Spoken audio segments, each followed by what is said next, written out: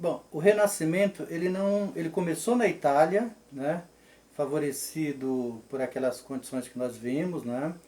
Algo que eu deveria acrescentar é que uma das condições que permitia à Igreja Católica ter todo aquele poder é que ela era a única detentora do conhecimento e produtora de conhecimento.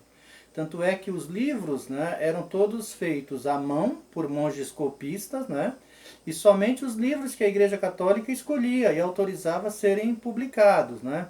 Mesmo os monges não tinham acesso a todos os livros, porque ela interpretava a Bíblia de acordo com os interesses daquele momento e recusava ou impedia que qualquer pessoa tivesse acesso a livros, né, especialmente da antiguidade, que fossem contrários a essa visão que ela queria que as pessoas obedecessem.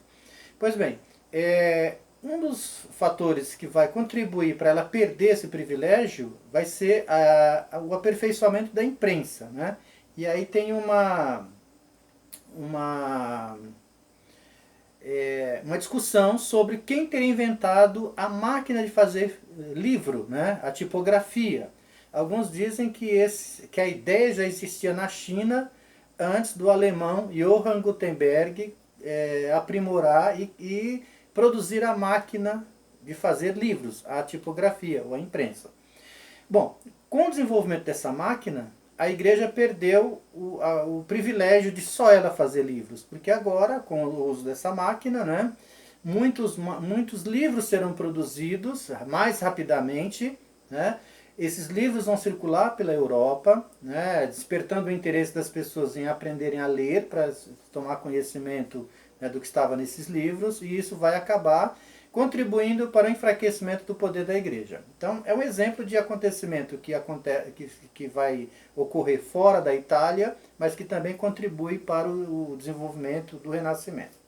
Então, o tema agora é Renascimento em outras regiões da Europa. É,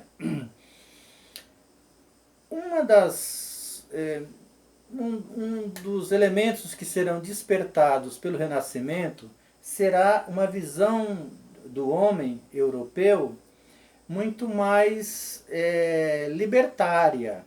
Ou seja, esse cara vai desenvolver um espírito crítico, ele vai desenvolver o sonho, o desejo de conhecer o mundo, ele não vai se contentar mais só com a Europa, ele vai ser aventureiro, né? Ele vai se arriscar, né? Em busca de conquistar sonhos, né? Visões de mundo. E um dos acontecimentos que serão beneficiados por isso serão as grandes navegações. Né? Então, as navegações feitas por portugueses e espanhóis nessa época vão ampliar o conhecimento de mundo, né, que esse europeu tinha até então. E vai, claro, conectar as cidades, né, e vai conectar culturas, e vai promover uma diversificação não só do conhecimento, mas também de produtos, né, de visões de mundo, que ficavam restritos somente à Europa Central. Muito bem, essas influências, né, ou a junção desses elementos vão permitir que manifestações artísticas, culturais em outras partes da Europa também se integrem a esse movimento renascentista. Como, por exemplo, a região dos chamados Países Baixos, né, que na época eram conhecidos como Flandres, né, especialmente a região ali da Bélgica e da Holanda. Ali vão se destacar, né, tanto pensadores, como é o caso do Erasmo de Roterdã, que vai escrever um livro chamado O Elogio da Loucura, um livro crítico à visão que a igreja passa para as pessoas durante a Idade Média, né, e propõe um entendimento de mundo livre dessa influência religiosa. Nós temos também pintores, como é o caso do Jan van Eyck e do Hubert van Eyck, são irmãos, né, que vão produzir muitos retratos e vão se valer de uma invenção de outro mestre da região chamado de Flammel, né, criador da técnica da pintura a óleo. Né? Então ele vai desenvolver a tinta a óleo que permitirá aos artistas a produção de quadros de cores mais vivas, mais realistas e mais detalhadas, né? E esses irmãos Jan van Eyck e o Hubert van Eyck vão produzir esses quadros aí. Outro artista dessa região é o Peter Bruegel, né? Que se especializou na produção de cenas da natureza, cenas do cotidiano das pessoas. Então, é uma nova relação do pintor, do artista com a natureza, né? Ou criando, ampliando o horizonte daquilo que eles podem retratar, né? Outro pintor dessa região é o Bosch, né? Que vai desenvolver uma pintura assim de figuras mágicas, né? De coisas mais fantásticas, né? E vai ser um grande crítico da perversão, né? E da transgressão moral desta época. No caso da Inglaterra, dois artistas ou dois pensadores vão se destacar. O Francis Bacon, que na verdade é um cientista, né? Ele vai ser o sistematizador do método indutivo, né?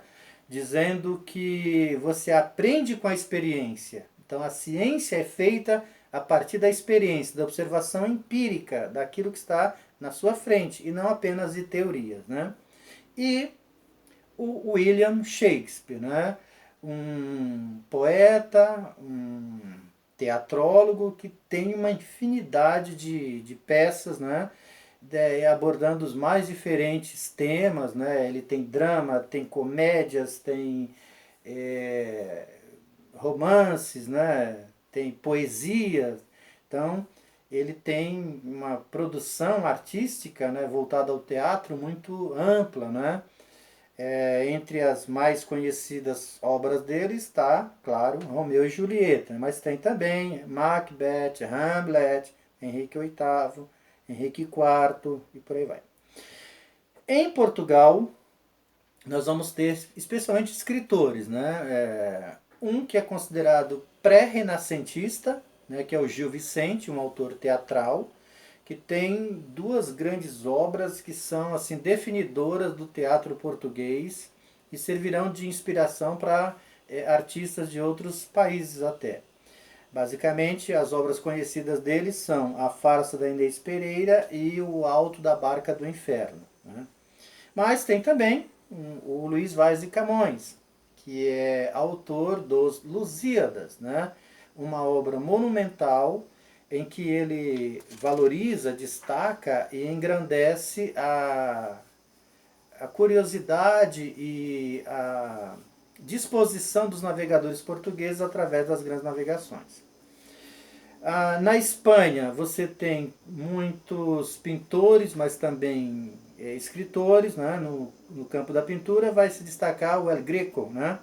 Que caracteriza-se pela representação alongada da figura do ser humano e pelo uso de tons frios, né? Sujeito uma pintura mais contida, né? Destacando especialmente a espiritualidade, né, dos personagens retratados, né? Uma das telas mais famosas dele é O Funeral do Conde de Orgaz. E talvez um grandes nomes da literatura mundial, talvez não, com certeza um dos grandes nomes da literatura mundial, que é Miguel de Cervantes, cuja obra principal é o Dom Quixote de la Mancha. Isso é uma novela onde ele satiriza o modo de vida, né, e os ideais dos cavaleiros medievais, né, trata isso em tom de chacota, né, de sátira, né, e defende novos valores, né? Os valores mais ligados à aventura, mas na defesa da justiça, né? Dos atos nobres, no sentido de ser preocupados com os seres humanos e não com valores mesquinhos, né? Na França nós temos especialmente pensadores, escritores, né? Como é o caso do Rabelais, né? O Rabelais é um crítico do excesso de religiosidade característico da Idade Média, né? Então ele critica desde o excesso de poder que a igreja tem sobre as pessoas, mas também o direito que uma pessoa teria de explorar a outra. Então é uma crítica a essa subserviência das pessoas, né, ou de dominação de uma pessoa sobre outra. No caso da Alemanha, nós temos pintores, né, especialmente o Albrecht Dürer, né, que vai se destacar como um grande gravurista, né, e o iniciador da chamada arte gótica, ou da pintura gótica. Tá? Mas o Renascimento ele não foi apenas ligado à produção artística, né, às artes plásticas, né, à escultura ou à arquitetura. Ele é também científico, né, ele tem uma vertente da produção científica. Tá? Do ponto de vista científico, os renascentistas, né, defendem que o que deve ser observado são os princípios filosóficos, né? Pela observação metódica, pelo emprego da experiência, de uma atitude mais séria e científica na análise dos fenômenos naturais. Nesse princípio, dentro desse princípio, algumas pessoas vão se destacar, né? Como é o caso do Nicolau Copérnico, né?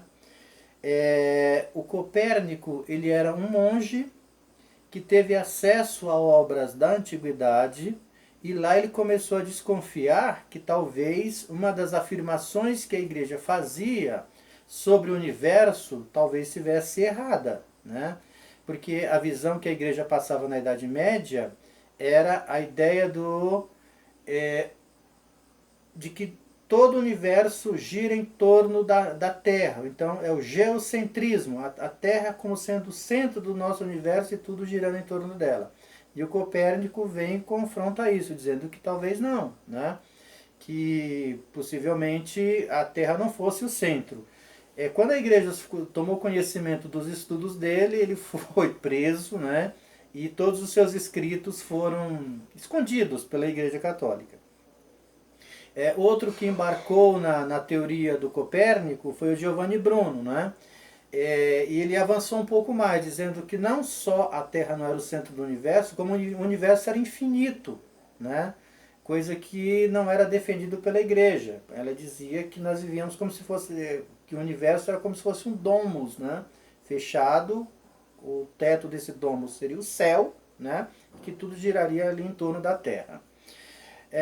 Mais adiante, o Galileu Galilei, um astrônomo, né, ele aprimorou os telescópios, o telescópio, e utilizando-se desse telescópio, ele conseguiu provar cientificamente que as teorias tanto do Copérnico quanto do Giovanni Bruno estavam certas, né, que a Terra não era o centro do universo. Na verdade, não existe só um universo, né? Nós temos esse universo gigantesco composto por várias galáxias e na nossa galáxia o centro não é a Terra, é o Sol. É a teoria heliocêntrica, né? Quando